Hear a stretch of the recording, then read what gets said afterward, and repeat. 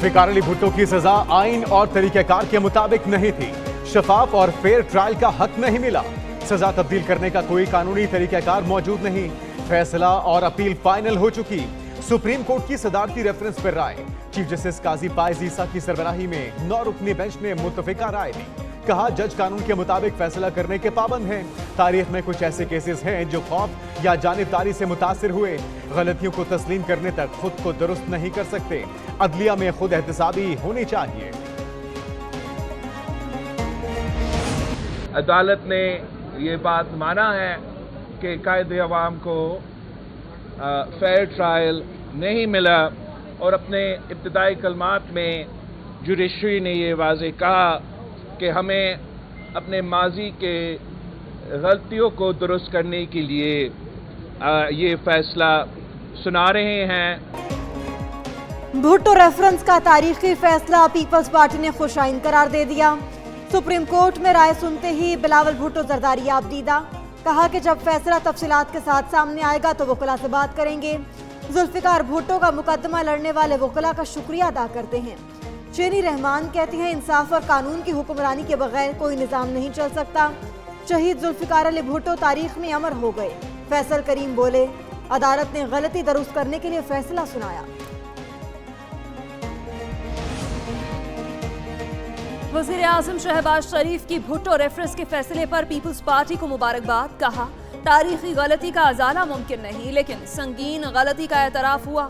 नई तारीख और रिवायत कायम हुई। अदालत से होने वाली ज़्यादती को अदालत का दुरुस्त करना मस्बत पेशरफ्त है। सुप्रीम कोर्ट की मुत्तफ़िक़ा राय तारीख को दुरुस्त तनाजुर में समझने में मददगार होगी। गलतियों की दुरुस्ती और तलखियों के खात्मे से ही कौमी इत्तेहाद और तरक्की का अमल तेज हो सकता है। वज़ीर आज़म शहबाज शरीफ से army chief general Syed Asim Munir की मुलाकात। दूसरी बार वज़ारत उज़्मा का मनसब संभालने पर मुबारकबाद दी। नेक ख्वाहिशात का भी इज़हार।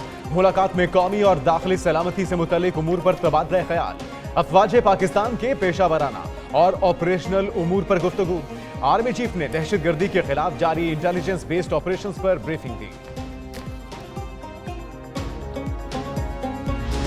मैं सिद्क़े दिल से हल्फ उठाता हूँ या उठाती हूँ कि मैं खलूस नीयत से पाकिस्तान का हामी व वफादार रहूँगा। पंजाब की 18 रुकनी काबीना ने हल्फ उठा लिया। गवर्नर हाउस में हल्फ बर्दारी की तकरीब हुई। गवर्नर मोहम्मद बलीगुर रहमान ने काबीना अरकान से हल्फ लिया। वज़ीर आला पंजाब मरियम नवाज भी मौजूद थी। मरियम औरंगजेब को सीनियर वजीर बनाया गया। पंजाब काबीना में अज़मा बुखारी, रमेश सिंह, इमरान नज़ीर, सलमान रफीक, शेर अली गोरचानी शामिल। शाफे हुसैन, बिलाल यासीन, ताहिर सिंधु, राना सिकंदर, आशिक इरमानी, ज़िशान रफीक वजीर बन गए। बिलाल अकबर, सुहेब बर्द, सुहेल शौकत, मुश्तबा शुजा, काजिम पीरजादा भी पंजाब काबीना का हिस्सा।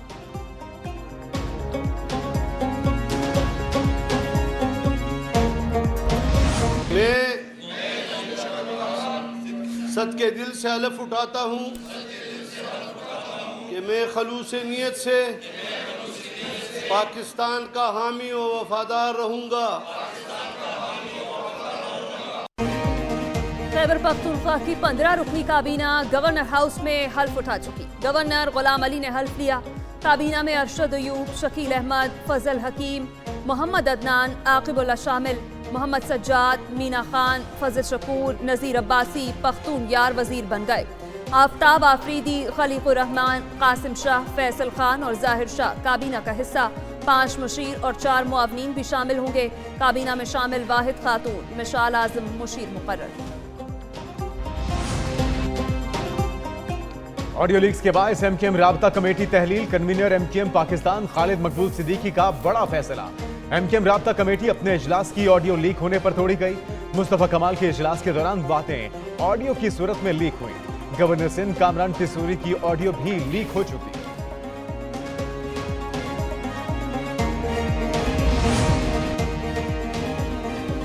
वज़ीर आज़म शहबाज शरीफ का पेशावर का दौरा। बारिशों और बर्फबारी की मुतासरीन में इमदादी रकूम तकसीम की।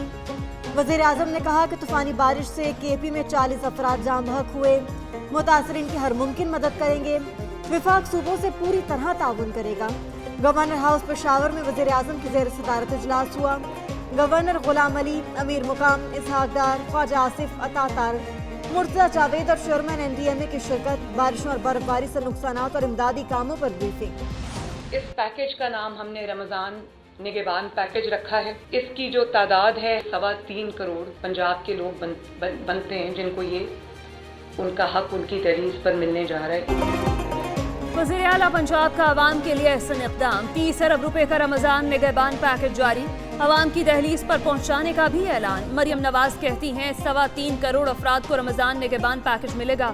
पंजाब में मुस्तहिक अफराद का डेटा मौजूद नहीं। 3 से 4 माह में 12.5 करोड़ अफराद की आमदनी का सर्वे होगा।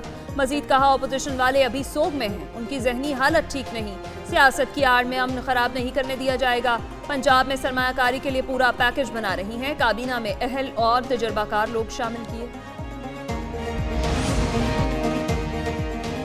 सुन्नी इत्तेहाद काउंसिल को मखसूस नशिस्तें न देने के खिलाफ दरखास्त। पेशावर हाई कोर्ट ने मखसूस नशिस्तों वाले अरकाने कौमी असम्बली को हल्फ उठाने से रोक दिया।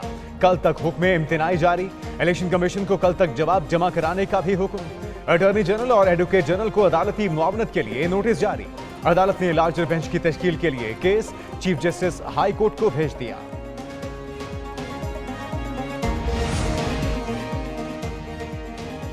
KP की काबीना बन चुकी। कौमी असम्बली में उमर अयूब अपोजिशन लीडर होंगे। बैरिस्टर गौहर के बानी PTI से मुलाकात के बाद मीडिया से गुफ्तगू। बोले कि बानी चेयरमैन के साथ पार्लिमानी उमूर पर बातचीत हुई। मखसूस नशिस्तों से मुताल्लिक भी तबादला ख्याल किया। मामला पेशावर के अलावा सिंध हाई कोर्ट में भी चैलेंज करेंगे। उम्मीद है अदलिया आइन और कानून के मुताबिक फैसला करेगी।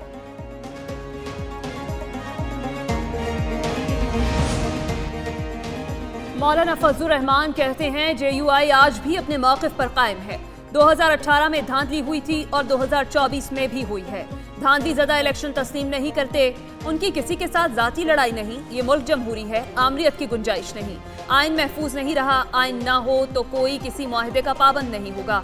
इखलाकी इक़दार ज़मीन बोस हो रही है। गाली गलोच का कल्चर फ़रोग पा रहा है।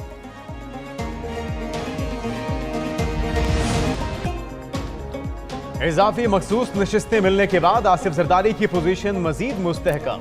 सदारती इंतखाब में आसिफ जरदारी को 400 से जायद वोट मिलने का इम्कान। सुन्नी इत्तेहाद काउंसिल के उम्मीदवार महमूद अचकजई को मुमकिना तौर पर 199 वोट मिलेंगे। MKM की तरफ से आसिफ जरदारी को वोट देने का बाकायदा ऐलान ताहाल न हुआ। नए सदर मुमलिकत का इंतखाब 9 मार्च को होगा। अदालत का शेख रशीद अहमद का नाम ECL से निकालने का हुक्म। लाहौर हाईकोर्ट रावलपिंडी बेंच ने फैसला जारी कर दिया। अदालत ने हिदायत की कि शेख रशीद को बैरून मुल्क जाने से ना रोका जाए। दरखास्त की समाअत जस्टिस सदाकत अली खान और जस्टिस मिर्जा वकास ने की।